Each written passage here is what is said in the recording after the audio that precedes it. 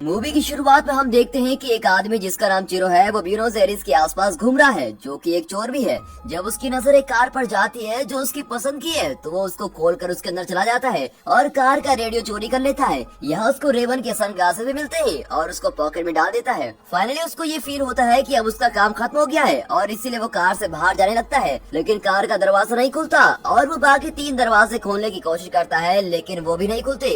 अब उसके पास कोई चॉइस ही नहीं बची, इसीलिए वो कार की बैक सीट के पास जाकर कार के ट्रंक से निकलने की कोशिश करता है, लेकिन वो उसमें भी फेल हो जाता है। जब उससे कुछ नहीं होता तो वो घबराने लगता है और कार की विंडो को तोड़ने की कोशिश करता है, लेकिन उसको कुछ हासिल नहीं होता। वो इन सब से हार नहीं मानता और कार के डोर के इनर पार्ट को डिसमेंटल करने की कोशिश करता है और अपना हाथ उसके अंदर डालता है, जिसकी वजह से उसका हाथ बुरी तरह घायल हो जाता है, लेकिन डोर ओपन नहीं होता। अब सब कुछ नाकाम होने के बाद वो अपनी गन निकालता है और फ्रंट विंडो पर शूट कर देता है, लेकिन बुलेट विंडो से बाउंस होकर सीधे उसके थाई में लग जाती है और वो दर्द के मारे चिल्लाने लगता है। ब्लीडिंग बहुत ज्यादा होने लगती है, इसलिए चिरो अपने शर्ट उतारकर उसको अपनी पैंट के पास बांध देता है। अब चिरो पहले लोगों से दिखने से बच रहा था क्योंकि वो एक चोर था, लेकिन अब शूट होने के बाद वो किसी की अटेंशन चाहता है जो उसको वहाँ से बाहर निकलने में हेल्प कर दे, फिर चाहे उसको जेल ही क्यों ना हो जाए वो बिल्कुल राजी है। अब लकीली उसको एक औरत उसकी कार के बाहर दिखाई देती है जो अपना मेकअप करने लग जाती है और चिरो उससे हेल्प मांगने की कोशिश करता है, लेकिन ऐसा लगता है कि उस औरत को कार के अंदर से चिरो दिखाई नहीं दे रहा और वो चिल्लाता है, लेकिन वो औरत बिना कुछ कहे वहाँ से चली जाती है। फिर वो अपनी वाइफ को कॉल करने की कोशिश करता है, लेकिन उसके फोन की बैटरी खत्म हो जाती है। इसे कहते हैं गरीबी में आटा गीला। अब कुछ घंटे गुजर जाते हैं और चिरो सो जाता है। अगले दिन चिरो उठता है और उसको बहुत प्यास लगी होती है। वो पानी ढूंढता है, लेकिन बाद में कार की विंडो पर पड़ी हुई फॉग को चाटने लग जाता है और बाद में वो बैग से रेडियो निकालता है जो उसने चोरी किया हुआ था और उसको दोबारा कार में फिक्स करके रेडियो चला लेता है। रेडियो में उसका फेवरेट गाना बजता है जिसको सुनकर वो थोड़ा रिलैक्स फील करता है और अपनी सारी प्रॉब्लम्स भूल जाता है और ये सॉन्ग सुन के उसको थोड़ा मोटिवेशन मिलती है और वो फिर से डोर ओपन करने की कोशिश करता है। वो बार बार कार के डोर को किसी टूल से मारता है। अब कार के रेडियो पर कॉल आती है। चिरो कॉल का आंसर करता है और उस साइड से एक आदमी बोलता है। वो आदमी खुद को इंट्रोड्यूस करता है और अपना नाम डॉक्टर एंड्रिक फरारी बताता है और चिरो को उसकी कार में वेलकम करता है। एंड्रिक बोलता है कि वो इस एसयूवी का मालिक है और इससे पहले इसकी 28 कारें चोरी हो चुकी हैं और ये 29वीं कार है जिसको चिरो चोरी करने की कोशिश कर रहा है। अब चिरो ये सब सुनकर गुस्सा करता है और उसको फ्री करने को कहता है, लेकिन एंड्रिक उसको चुप होने का बोलता है और उसको बताता है कि वो अपनी कार को 4x4 कहेगा जिसमें एक अलार्म बजेगा और उसके फोन से कनेक्ट हो जाएगा और वो कार के सारे डोर अनलॉक और लॉक कर सकता है। अब कार की विंडो भी बुलेट प्रूफ है और वो अंदर से चल नहीं सकती क्योंकि उसमें एक्टिव सस्पेंशन है और ये साउंड प्रूफ भी है और सामने की विंडशील्ड पोलराइज भी है। अब सिर्फ एक ही चीज है जो बुलेट प्रूफ नहीं है, वो है इसका गैस टैंक जो 120 लीटर फ्यूल कैरी कर सकता है और इस वक्त वो भी फुल है। अब एंड्रिक उसको कहता है कि फुल गैस टैंक ही काफी है, अगर उसने कुछ फनी करने की कोशिश की कार उसके साथ ही एक्सप्लोड हो जाएगी अगर वो कुछ वैसा करेगा। अब चिरो ये सब सुनता रहता है। एंड्रिक अपनी बात ही कंटिन्यू करता है और कहता है कि वो एक विडोवर है और उसका जन्म 60 साल पहले किड मास में हुआ था। वो कहता है कि उसका बचपन नॉर्मल गुजरा जैसा एक मिडिल क्लास फैमिली में होता है। उसके घर के दरवाजे कभी बंद नहीं होते थे। एंड्रिक बताता है कि उसकी प्रेजेंट लाइफ इतनी बुरी स्टेज में है कि वो अपनी उस जिंदगी को याद करता है जब वो बच्चा था और वो चिरो से पूछता है कि वो क्या करेगा अगर उसका बेटा चोरी करता है। वो एंड्रिक को पुलिस के पास कंप्लेंट करने की धमकी देता है। फिर चिरो एंड्रिक को ऑर्डर करता है कि उसको रिलीज कर दे वरना वो उसको और उसकी फैमिली को मार देगा। अब इससे पहले कि चिरो अपनी बात बोल पाता कॉल कट हो जाती है। उसके बाद एंड्रिक एसी को लोवेस्ट टेम्परेचर में कर देता है ताकि वो चोर को टॉर्चर कर सके। अब चिरो एसी को ऑफ करने की कोशिश करता है लेकिन उससे होता ही नहीं। अब चिरो को ठंड लगती है तो वो अपने शर्ट को अपने चोट से हटाकर फिर पहन लेता है और अपने जीन्स को फाड़ कर अपनी चोट में बांध देता है। अब चोर को अच्छे टाइम तक टॉर्चर करने के बाद वो उसको दोबारा कॉल करता है और उससे दोबारा वही सवाल पूछता है कि वो क्या करेगा अगर उसका बेटा चोरी करेगा। अब एंड्रिक उसको बोलता है कि अगर तुमने इसका सही जवाब दिया तो वो उसको पानी देगा। अब चिरो क्वेश्चन का आंसर देता है लेकिन एंड्रिक उससे सेटिस्फाई नहीं होता। चिरो उससे रिक्वेस्ट करता है कि वो ये भी बोलना बंद कर देगा कि वो अपना लेसन समझ चुका है, लेकिन एंड्रिक लापरवाह होकर उसको एक इंसिडेंट के बारे में बताता है। वो कहता है कि लास्ट 2 दिसंबर को एक आदमी उसकी बेटी के घर में घुस गया था जब वो कार पार्क कर रही थी। अब एंड्रिक ने उसको इस सिचुएशन के लिए ट्रेन किया होता है। वो उनसे आई कांटेक्ट नहीं बनाती और उनको देने के लिए पैसे तैयार रखती है। हालांकि ये ट्रेनिंग इनफ नहीं थी। चोरों ने उसके ग्रैंडसन के ऊपर 3 घंटे तक गन रखी थी। अब चिरो उसकी इस कहानियों में इंटरेस्टेड नहीं है और उसको पूछता है कि वो कैसा डॉक्टर है जो एक घायल इंसान को पानी नहीं दे रहा। अब एंड्रिक उसको क्वेश्चन पूछता है कि वो फोन काटने से पहले गैस करे कि वो किस टाइप का डॉक्टर है। अब चिरो पुलिस की कार को अपनी कार के सामने देखता है और ये देखकर चिरो में फिर से एक उम्मीद जाग जाती है और वो पुलिस पुलिस की अटेंशन पाने की कोशिश करता है, लेकिन पुलिस एसयूवी में टिकट काट कर चला जाता है।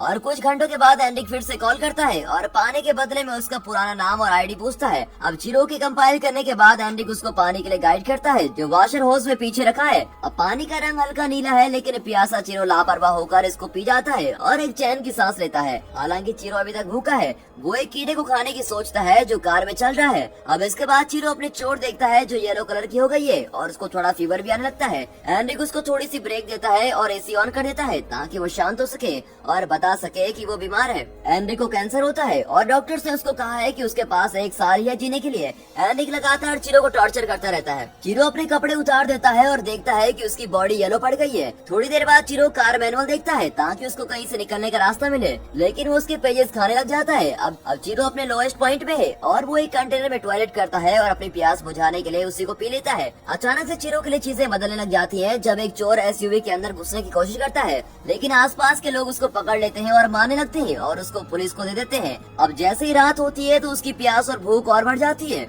वो नोटिस करता है कि कैसे कुछ कम लोगों के पास इतनी ज्यादा चीजें हैं जो वो सबको दे सकते हैं ताकि सब एंजॉय कर सके।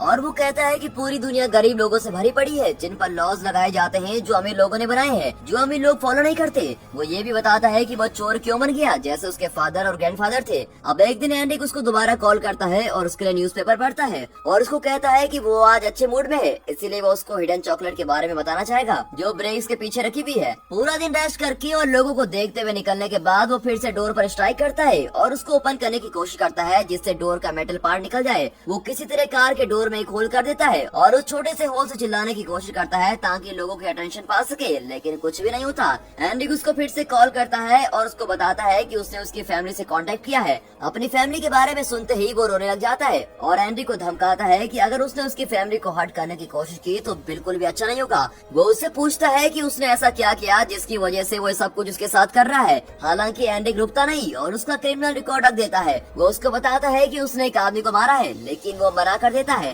चिरो उसको बताता है कि वो एक सेल्डो ब्रदर के घर बैरेक्स में उसको लूटने के लिए गए थे, लेकिन जब उन्होंने फाइट करने की कोशिश की तब चिरो ने उसको गोली मार दी। एंड्रिक उसको एक ओल्ड बस ड्राइवर के बारे में बताता है जिसको उसने मारा होता है। हालांकि चिरो इन सब की रिस्पॉन्सिबिलिटीज नहीं लेता और ये सब ब्लेम मानता है। वो बताता है कि बस ड्राइवर पैसेंजर को लूटने नहीं दे रहा था और उसने गलती की थी, लेकिन उसकी सजा उसको मिल चुकी है। और बाद में चिरो अपना फोन सोलर लाइट से चार्ज करता है और अपनी वाइफ को कॉल करता है, लेकिन वो सीधे वॉइस मेल में चले जाती है। वॉइस मेल में सारी बातें अपनी वाइफ को बताता है और उससे माफी मांगता है। आगे हम देखते हैं कि चिरो स्टार्ट बटन के साथ खेलता है और वो कार स्टार्ट हो जाती है बिना किसी की के।